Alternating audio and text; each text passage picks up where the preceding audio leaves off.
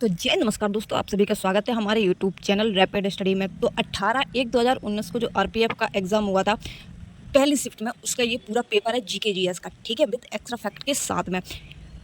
तो इसकी जो पीडीएफ है वो आपको हमारे टेलीग्राम चैनल पर मिल जाएगी, जिसकी लिंक आपको डिस्क्रिप्शन बॉक्स में दे रखे है, ठीक है, जाकर आप वहाँ से चेकआउट कर सकते हैं।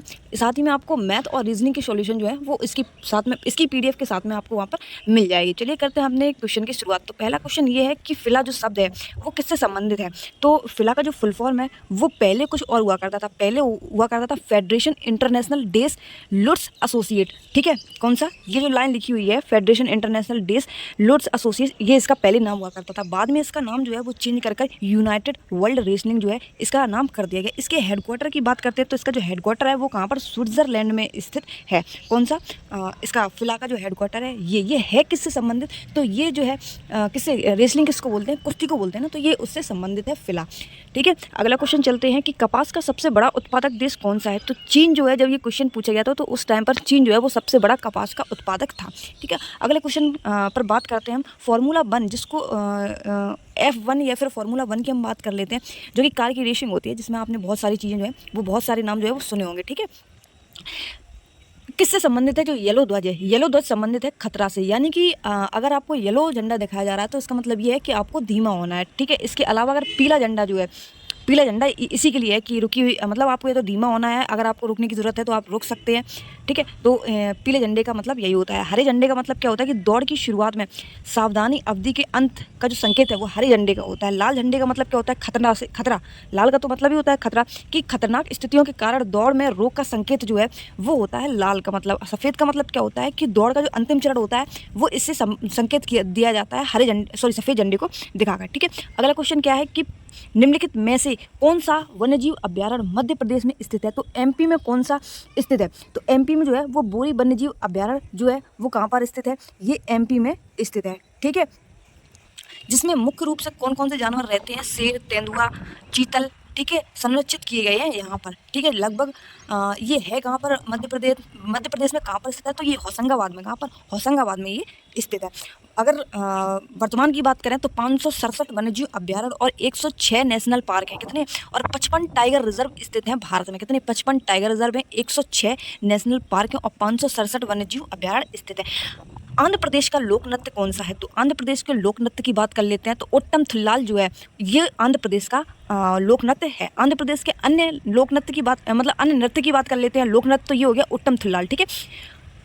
और एक होता है बिलासनी नाट्यम, कौन सा, बिलासनी नाट्यम, भामाकल्पम, लंबाड़ी, डंडारिया, बुट्टा, बोमलू इत्यादि जो है वो आंध्र प्रदेश के स्थित है। जबकि कुचिपुड़ी की बात कर लेते हैं तो कुचिपुड़ी कहाँ का, ये आंध्र प्रदेश का है, ठीक है।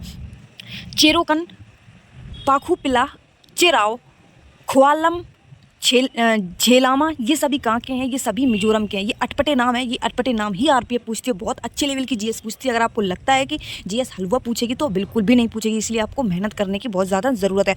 अगला क्वेश्चन है कि सेंधा नमक का अपवर्तनांक क्या होता है। तो सेंधा नमक का अपवर्तनांक जो है वो 1.54 होता है, ठीक है। अपवर्तनांक किसी पदार्थ का अपवर्तनांक सूचकांक बताता है कि उस पदार्थ में कितनी तेजी से यात्रा करता है। यह निर्वात में प्रकाश की गति और माध्यम में प्रकाश की गति का अनुपात है।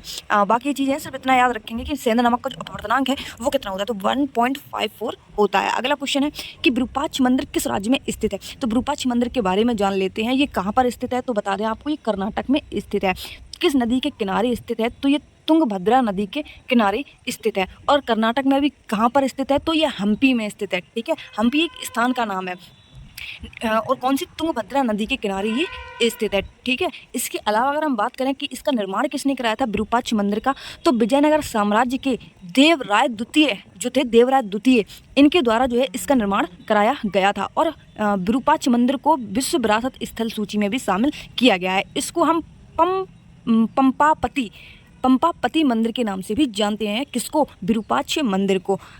बारावती स्टेडियम स्थित है, तो बारावती स्टेडियम कहाँ पर स्थित है, ये उड़ीसा में स्थित है बारावती स्टेडियम, ठीक है। ये किसका मैदान है बारावती स्टेडियम, तो ये फुटबॉल का मैदान है, किसका, फुटबॉल का मैदान है बारावती, ठीक है, जो कि भारत के सबसे पुराने मैदानों में से एक माना जाता है। बारावती कहाँ पर है, ये उड़ीसा में स्थित है। अगला क्वेश्चन है कि एशियाई खेलों 2018 में भारत द्वारा जीते गए पदकों की कुल संख्या क्या थी। ये देखो करंट का क्वेश्चन है तो इसको पढ़ना अब पागलपंती है, तो इस क्वेश्चन को हम छोड़ते हैं। अभी जब ये 2019 में एग्जाम हुआ था तो 2018 की करंट अफेयर आसपास की पूछी गई थी, ठीक है, क्योंकि जनवरी में ये पेपर हुआ था, तो 2018 के पहले की जो लगभग 6 से, वैसे तो 1 साल का करंट अफेयर आपको पढ़ना ज़रूरी होता है, लेकिन हम बता रहे हैं कि आप 8 महीने का भी करंट अफेयर अगर आपको अच्छे से आपने कंटिन्यू पढ़ा हुआ है तो काफ़ी इंपॉर्टेंट है, ठीक है। वैसे अभी जो पेरिस ओलंपिक गेम हुए हैं उनको पढ़ना आपको बहुत ज़रूरी हो जाता है, ठीक है। तो उनकी एक एक चीज़ छोटी से लेकर बड़ी से बड़ी पेरिस ओलंपिक की जो है याद कर लेनी है, ठीक है। इस क्वेश्चन को हम यहाँ पे स्किप करते हैं। अगला क्वेश्चन है कि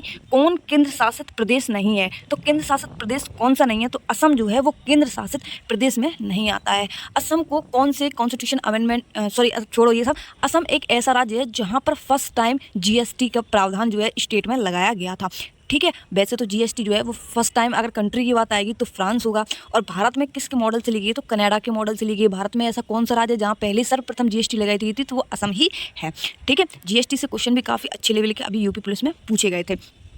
वर्तमान में कितने केंद्र शासित प्रदेश हैं, तो वर्तमान में कुल 8 केंद्र शासित प्रदेश हैं और 28 स्टेट हैं, यानी कि 28 राज्य हैं, जिनमें अगर हम बात करें तो एक तो चंडीगढ़ है, दूसरा दादर और नगर हवेली है, और तीसरे की बात कर लेते हैं, ये जो है ये दादर और नगर हवेली एवं दमन और दीव, ये एक ही हो गई है, ठीक है। इन चारों को मिलाकर एक कर दिया गया। इसके बाद में दिल्ली है, लक्षद्वीप है, पुडुचेरी है, जम्मू कश्मीर है और लद्दाख है, ठीक है।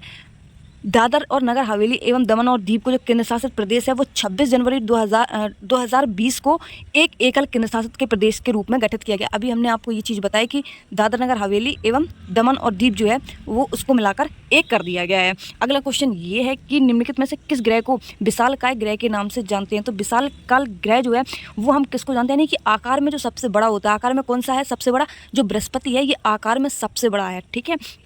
इसके बाद अगर हम बात करते हैं इसके बाद कौन सा है, तो शनि जो है वो बृहस्पति के बाद में जो सेकंड नंबर पर आता है वो है शनि, और शनि के सबसे ज़्यादा उपग्रह हैं, ठीक है, वर्तमान समय में। इसके बाद में अरुण है, इसके बाद में वरुण है, और 5वें नंबर पर जो है वो अपनी 1 2 3 4 5 5वें नंबर पर जो है वो पृथ्वी आती है। इसके बाद में शुक्र है, इसके बाद में मंगल है, और इसके बाद में बुध है। शुक्र और बुध ऐसे 2 उपग्रह हैं ऐसे ग्रह हैं जिनके कोई उपग्रह नहीं है। अगर पृथ्वी की बात करते हैं तो चंद्रमा इसका उपग्रह है। मंगल की बात करते हैं तो डिवोस तथा फिबोस जो है इसके 2 उपग्रह माने जाते हैं, ठीक है। बाकी इसमें कोई भी इंपॉर्टेंट चीज़ नहीं लगी मुझे, जो एक्स्ट्रा चीज़ें लगी वो हमने आपको बता दी। सिडबी का मुख्यालय कहाँ पर है, तो सिडबी का जो मुख्यालय है वो कहाँ पर स्थित है, लखनऊ में ये स्थित है। सिडबी की स्थापना कब होती है, तो 2 अप्रैल 1990 को एक अधिनियम आता है सूक्ष्म लघु और मध्यम उद्योग, जिसको हम आज के वर्तमान समय में जानते हैं, ठीक है। इसके द्वारा जो है वो सिडबी की स्थापना होती है। इसका मुख्यालय जो है वो लखनऊ के उत्तर प्रदेश के लखनऊ में ये स्थित है। अगला क्वेश्चन है विटामिन B3 का रासायनिक नाम क्या है। तो विटामिन के बारे में थोड़ी सी हम जानकारी ले लेते हैं कि विटामिन के बारे में। देखो विटामिन B1 का नाम क्या है, तो थायमीन है। क्या है, थायमीन है। विटामिन B2 का नाम क्या है, तो राइबोफ्लेविन जो है इसका B2 का नाम है, ठीक है। 2 और रा, ये देखो 2 से लग रहे हैं ना, तो राइबोफ्लेविन जो है वो विटामिन B2 का नाम है। विटामिन B3 का नाम क्या है, तो नियासिन जो है विटामिन B3 का नाम है। विटामिन B7 का नाम क्या है, तो बायोटिन जो है वो विटामिन B7 का नाम है, ठीक है।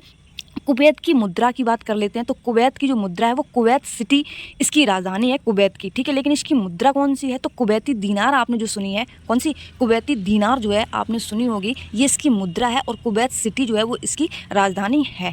अगर बात करें हम कुवैती मुद्रा की, तो ये सबसे उच्चतम मूल्य रखती है अदर कंट्री की अपेक्षा। अगर किसी का सबसे उच्चतम मूल्य है तो वो कुवैत का ही है, ठीक है। कुवैती मुद्रा का सबसे उच्चतम मूल्य है। ऋग्वेद क्या है, ऋग्वेद एक क्या है, वैदिक संस्कृत वचनों का जो संग्रह है वो ऋग्वेद में है। अगर वेदों की बात कर लेते हैं तो 4 वेद हैं, ऋग्वेद, यजुर्वेद, अथर्ववेद और सामवेद। अगर अंतिम की बात करते हैं तो अथर्ववेद है। संगीत से संबंधित कौन सा है, तो वो सामवेद है। अगर बात करें कि मंडल कितने हैं, तो 10 मंडल हैं, 1028 सूक्ति हैं, ठीक है। ऋग्वेद में कुल मंत्रों की संख्या पूछी जाए आपसे तो लगभग 10,000 जो है वो ऋग्वेद में मतलब मंत्रों की संख्या है। ऋग्वेद को पढ़ने वाले व्यक्ति को हम किस नाम से जानते हैं, तो होत्र के नाम से जानते हैं। किसको, होत्र के नाम से जानते हैं। अगला क्वेश्चन है कि हरिद्वार शहर जो है वो किस नदी पर स्थित है, तो गंगा नदी पर ये हरिद्वार जो है वो स्थित है, ठीक है। इसके बाद में आगे चलते हैं। क्वेश्चन है कि वैसे हरिद्वार में जो है वो कुंभ मेला भी लगता है, ठीक है। 5वीं पंचवर्षीय योजना की अवधि क्या है, तो पंचवर्षीय योजना जो है वो 1951 से शुरू होती है। पंचवर्षीय योजना जो है वो कहाँ से ली गई है, तो ये रसिया के संविधान से जो है वो पंचवर्षीय योजना का जो प्रावधान है वो लिया गया है। रसिया, यूएसए। एक बार इसमें रसिया या फिर यूएसए आप कंफर्म कर लीजिए, आप अपने मतलब गूगल पे सर्च करके, ठीक है। आई एम नॉट श्योर, शायद रसिया है या फिर यूएसए, दो में से एक है जहाँ तक है यूएसए है। हम थोड़े से कंफ्यूज हो रहे हैं, ठीक है। तो पाँचवीं पंचवर्षीय योजना की बात कर लेते हैं। तो 1974 से लेकर 1969 जो है वो पाँचवीं पंचवर्षीय योजना चलती है यहाँ से यहाँ तक, ठीक है। इसमें क्या पाँचवीं पंचवर्षीय योजना का उद्देश्य क्या था कि गरीबी का जो उन्मूलन करना है, ये पाँचवीं पंचवर्षीय योजना का उद्देश्य था। तथा मतलब लक्ष्य क्या था, उद्देश्य बात अलग है, लक्ष्य बात अलग है। उद्देश्य था कि गरीबी का उन्मूलन करना है और लक्ष्य ये रखा गया था कि आत्मनिर्भरता प्राप्त करना, तथा इस योजना को जीडीपी लक्ष्य 4.4% रखा गया था। किंतु इसमें वृद्धि कितनी हो गई थी, मतलब लक्ष्य तो इतना रखा गया था, बाद में इसमें जो वृद्धि हुई वो कितनी प्राप्त की, तो 4.8% जो है वो इसमें इसकी वृद्धि हुई, ठीक है। अगला क्वेश्चन है कि निम्नलिखित में से कौन भारतीय संविधान की प्रस्तावना का हिस्सा नहीं है। तो देखो, लिबर्टी भी होता है, मतलब जस्टिसबल भी होता है और इक्वलिटी, ये तीनों जो हैं वो इसके भारतीय प्रस्तावना के हिस्सा है, लेकिन जो प्रावधान है, ठीक है, ये इसका हिस्सा नहीं है। अगर प्रस्तावना की बात करते हैं तो प्रस्तावना जो है वो संविधान सभा के द्वारा 26 नवंबर 1949 को अपनाया गया था। कब? 1949 को इसको अपना लिया गया था, 26 नवंबर को। और इसको लागू कब किया गया था? तो 26 जनवरी 1950 को प्रस्तावना को लागू कर दिया गया था, ठीक है। प्रस्तावना की जो स्रोत है वो कहाँ से लिया गया है, तो अमेरिका के संविधान से जो है वो प्रस्तावना को लिया गया है। लेकिन इसकी जो भाषा है प्रस्तावना की, ये कहाँ से ली गई है, तो ये ऑस्ट्रेलिया से ली गई है। कहाँ से? ऑस्ट्रेलिया से ली गई है।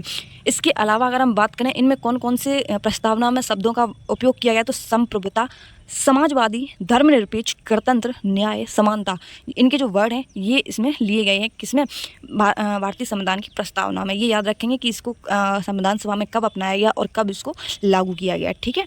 अगले क्वेश्चन पे चलते हैं। किस वर्ष में हाइडे स्पीच की लड़ाई का आयोजन किया गया था? तो हाइडे स्पीच की जो लड़ाई का आयोजन है वो 326 ईसा पूर्व में जो है इसका आयोजन किया जाता है, जिसको हम झेलम या बितास्ता के नाम से भी जानते हैं, ठीक है। इनमें किसके किसके बीच युद्ध हुआ था? हाइडे स्पीच के जब युद्ध हुआ था 326 बीसी में, तब तो राजा पोरस जो है इनके और सिकंदर के बीच में 326 बीसी में इन दोनों के बीच में जो है लड़ाई होती है और इसमें यूनानियों की जीत होती है। और आत्मसमर्पण किसने कर दिया था? तो पोरस ने जो है वो आत्मसमर्पण कर दिया था और सिकंदर की इसमें जीत हुई थी। सिकंदर कौन था? सिकंदर एक यूनानी था। अगला क्वेश्चन है कि बौद्ध धर्म में लोटस और बुल का प्रतीक क्या दर्शाता है? तो लोटस और बुल का जो प्रतीक है बौद्ध धर्म में, तो जब महात्मा बुद्ध जो है उनका जन्म हुआ था तो उस टाइम पर क्या प्रतीक माना जाता है? तो जो जन्म है इनका प्रतीक जो है वो बुल और लोटस इन दोनों को माना जाता है, ठीक है। जब इन्होंने अपना घर त्याग दिया था तो उस घटना को क्या नाम देते हैं? तो महाभिनिष्क्रमण जो है उस घटना को नाम देते हैं, ठीक है। बाकी आगे चलते हैं अपने क्वेश्चन पर कि अगला क्वेश्चन क्या है। एक विकास प्रक्रिया है जो व्यापक आधारित लाभ देती है और सभी यूएनडीपी और 11वीं योजना के लिए अवसर की समानता सुनिश्चित करती है। तो कौन है? देखो, समावेशी विकास जो है वो एक विकास प्रक्रिया है जो व्यापक आधारित लाभ देती है, ठीक है। इस क्वेश्चन को हम 2-3 बार फिर से रिपीट करेंगे, बीच बीच में हम कभी कभी इन क्वेश्चनों को ऐसों को उठा लिया करेंगे, ठीक है। आपसे पूछ भी लिया करेंगे और या फिर एक क्वेश्चन आपको लास्ट में बता दिया करेंगे, एक क्वेश्चन आपसे पूछ भी लिया करेंगे। एफडीआई का विस्तार क्या है? तो एफडीआई को हम फॉरेन डायरेक्ट इन्वेस्टमेंट के नाम से जानते हैं। क्या? फॉरेन डायरेक्ट इन्वेस्टमेंट, ठीक है। एफडीआई जो है वो बहुत से लोग करवाते हैं। अगर 2023 में सबसे ज़्यादा एफडीआई जो है वो कहाँ से प्राप्त हुई है भारत को?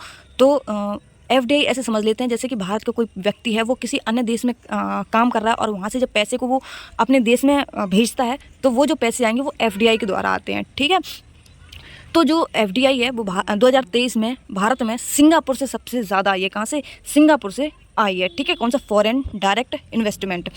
पृथ्वी की बाहरी परत या खोल को किसके रूप में जानते हैं? तो क्रस्ट के रूप में जो है वो पृथ्वी की बाहरी सतह को हम इसके नाम से जानते हैं, ठीक है। अगले क्वेश्चन पर आ जाते हैं कि अगला क्वेश्चन क्या है।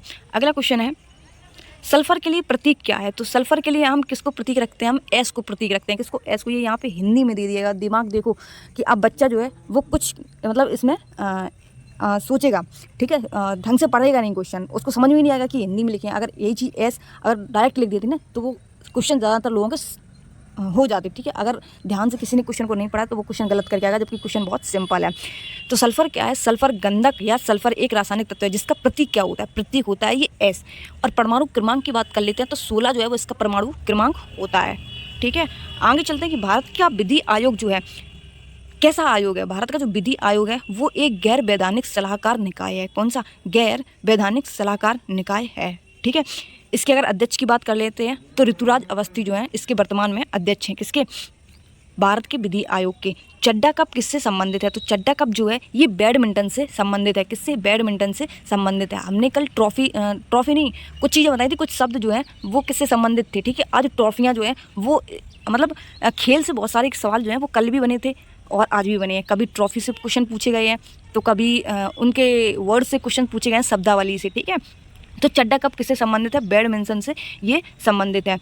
अन्य अगर बात कर लेते हैं तो कौन कौन से कप जो हैं वो संबंधित हैं बैडमिंटन से, तो एक होता है कौन सा? अग्रवाल कप। कौन सा? Agarwal cup, Diwan cup, Narang cup, Amrit Diwan cup, Thomas cup, lady Ratan Tata trophy, Maharana Ranjit Singh gold cup, ये जितने भी हैं ये बैडमिंटन से संबंधित हैं। भारत में एक आधिकारिक राज्य भाषा नहीं है, तो कौन सी एक आधिकारिक भाषा नहीं है?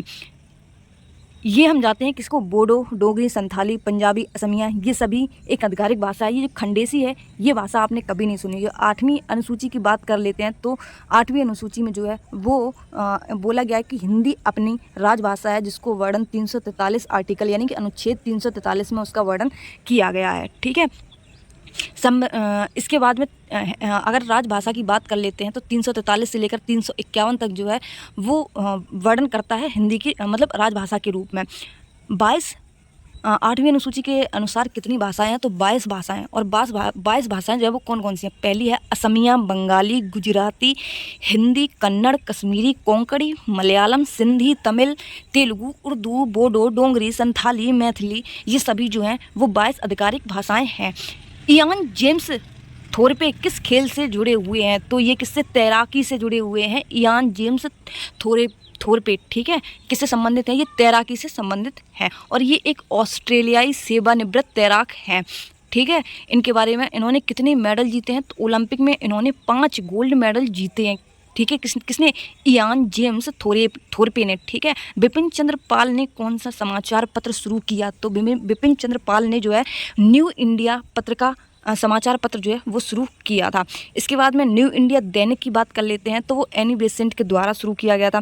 सुधारक की बात कर लेते हैं तो गोपाल गणेश आगरकर के द्वारा शुरू किया गया था। वंदे मातरम जो है वो लाला लाजपत राय के द्वारा शुरू किया गया था और तलवार जो है वो भीकाजी कामा के द्वारा शुरू किया गया था। ठीक है। इसके अलावा हम चलते हैं, अम्लीय वर्षा तब होती है जब वर्षा का पीएच जो है वो किससे कम होना चाहिए? तो अम्लीय वर्षा जो है जो वर्षा का जल का जो पीएच मान है वो 5.6 से कम होना चाहिए। किससे? 5.6 से कम जो है होना चाहिए, उसको हम अम्लीय वर्षा कहते हैं। ठीक है।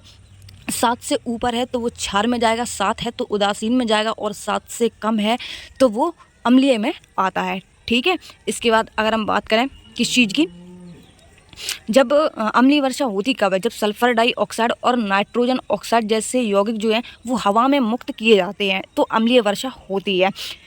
किसे दिए गए क्षेत्र का पशु जीवन कहलाता है? तो तो क्या कहलाता है? तो फौना कहलाता है। किसी दिए गए क्षेत्र का पशु जीवन क्या कहलाता है? फौना कहलाता है। क्या? फौना। अगला क्वेश्चन है कि असम का राज्य पक्षी क्या है? तो असम का जो राज्य पक्षी है वो है कौन सा? सफ़ेद पंखों वाला लकड़ी का बतख। कौन सा? सफ़ेद पंखों वाला लकड़ी का बतख जो है वो असम का राज्य पक्षी है। ठीक है। जिसको हम वुड डक के नाम से भी जानते हैं। ठीक है। अगर असम की भाषा की बात कर लेते हैं तो असम की जो भाषा है वो असमिया है, जो कि 22 भाषाओं में से एक है। ठीक है। 8वीं अनुसूची में जो 22 भाषाएं सम्मिलित हैं उनमें से एक असमिया भी है। अभी आपको हमने बोडो, डोगरी, संथाली, मैथिली, असमिया, ठीक है, कन्नड़, मलयालम, तमिल, ये सभी हमने जो अभी आपको बताई थी वो सभी शामिल हैं। राज्य महोत्सव की बात कर लेते हैं तो बिहू जो है वो असम का राज्य महोत्सव माना जाता है। अंग है कि राज्य पुष्प कौन सा है? तो फॉक्सटेल ऑर्किड जो है, ऑर्किड, आपने ऑर्किड नाम सुना होगा। ठीक है। तो ये ऑर्किड जो है वो असम का असम ऑर्किड ऐसे आप याद रख सकते हैं। ठीक है। वृक्ष की बात कर लेते हैं तो डिप्रोकार्पस, मैक्रोकार्पस, डिप्टरोकार्पस और मैक्रोकार्पस जो है वो यहाँ का वृक्ष है। राज्य पशु की बात कर लेते हैं तो आपने एक यहीं पे काजीरंगा नेशनल पार्क सुना होगा असम में, ठीक है। यहाँ पे एक सींग वाला जो गैंडा है वो बहुत ज़्यादा प्रसिद्ध है, ठीक है, काजीरंगा नेशनल पार्क में। और ये कहाँ पर है? ये असम में स्थित है। और यही जो है वो वहाँ का राज्य पशु है। अफ़गानिस्तान की राजधानी की बात कर लेते हैं। तो अफ़गानिस्तान की जो राजधानी है वो कौन सी है? तो सियोल जो है, सॉरी, अफ़गानिस्तान की काबुल है। कौन सी है? सियोल जो है वो दक्षिण कोरिया के, कहाँ की है? सियोल जो है वो दक्षिण कोरिया की, और अफ़गानिस्तान जो है वो काबुल की राजधानी है, ठीक है। जिसको हम सबसे बड़ा आर्थिक सांस्कृतिक केंद्र भी कहते हैं, किसको? अफ़गानिस्तान को। आकरा किसकी राजधानी है? तो घना जो देश है वहाँ की राजधानी जो है वो आकरा है। दक्षिण कोरिया की बात कर लेते हैं तो सियोल जो है वो दक्षिण कोरिया की राजधानी है। चेक गणराज्य की बात कर लेते हैं तो चेक गणराज्य की राजधानी क्या है? तो प्राग है। कौन सी है?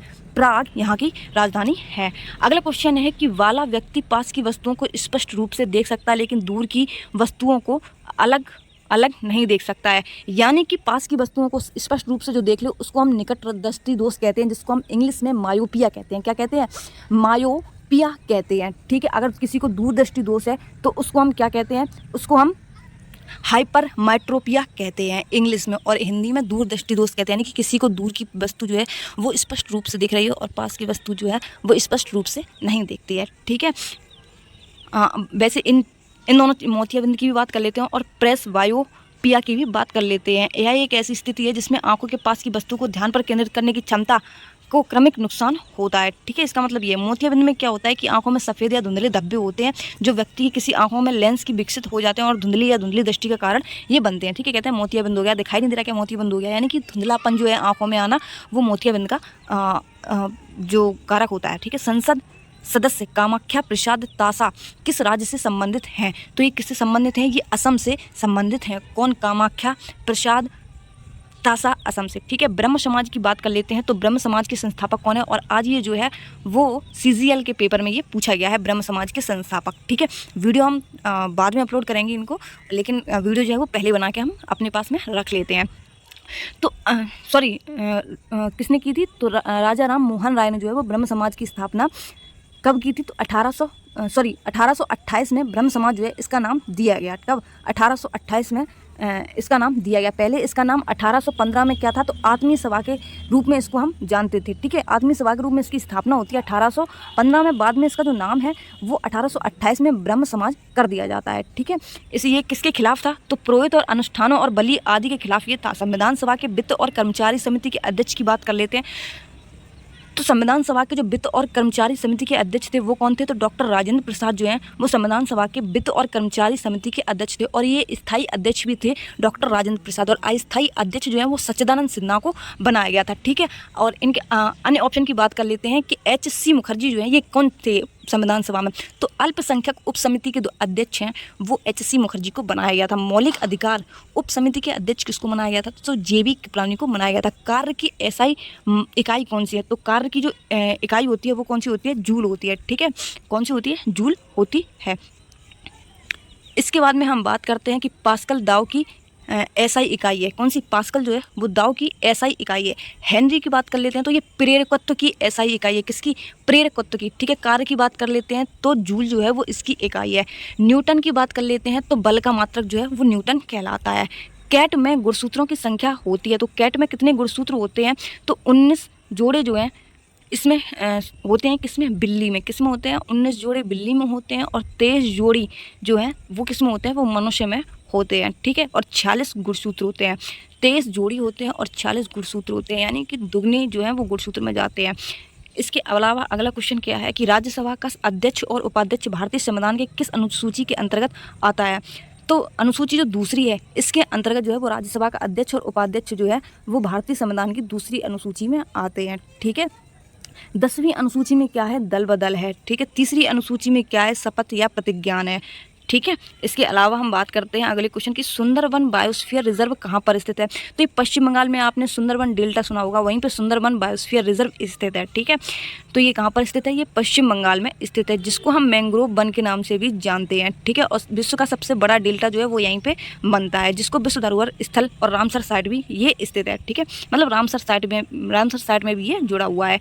ऊतकों के अध्ययन को क्या कहा जाता है? तो ऊतकों के अध्ययन, ऊतक किसको बोलते हैं? टिश्यू। और टिश्यू के अध्ययन को क्या कहते हैं? हैं तो हिस्टोलॉजी कहते हैं। क्या कहते हैं? हिस्टोलॉजी कहते हैं। ठीक है, भारत के पहले सिख राष्ट्रपति कौन थे? तो भारत के जो पहले सिख राष्ट्रपति थे जिन्होंने वीटो पावर का इस्तेमाल किया था, जिनका नाम है ज्ञानी जैल सिंह। ये पढ़े लिखे थे लेकिन इन्होंने क्या किया था, बिना उसके वीटो पावर का उपयोग किया था। ठीक है, इनका आपने नाम जो है वो सुना होगा। वैसे इसमें भी लिखा है कि पॉकेट वीटो का जो प्रयोग है वो इनके द्वारा किया गया था। ठीक है, और कब किया गया था? तो 1986 में भारतीय डाक विभाग संशोधन विधेयक पर इन्होंने पॉकेट वीटो का उपयोग कर दिया था। ठीक है, विश्व धरोहर स्थल एलोरा की गुफाएं कहाँ पर स्थित हैं? तो अजंता एलोरा की गुफाएं कहाँ पर स्थित हैं? ये महाराष्ट्र में स्थित है। कहाँ पर स्थित है? ये महाराष्ट्र में स्थित है। ठीक है, चाहे अजंता की गुफाएं हो चाहे एलोरा की गुफाएं हैं। इन गुफाओं की संख्या कितनी है? किसकी? एलोरा की जो गुफाएं हैं इनकी संख्या कितनी है? तो 34 जो है वो इनकी संख्या है।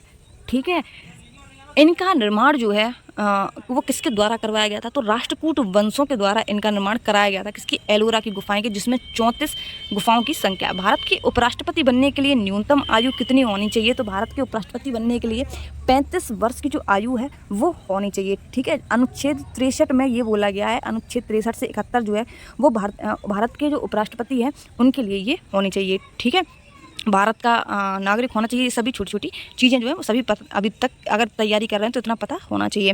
नागालैंड की राजधानी कहाँ पर है? तो नागालैंड की जो राजधानी है वो है कोहिमा। कौन सी है? कोहिमा। भारतीय आइंस्टीन के रूप में किसे कहा जाता है? तो भारत का जो आइंस्टीन है वो नागार्जुन को कहा जाता है। किसको? नागार्जुन को कहा जाता है। इन्होंने मध्यमका दर्शन का संस्थापक भी इन्हें माना जाता है। ये एक बौद्ध दार्शनिक थे।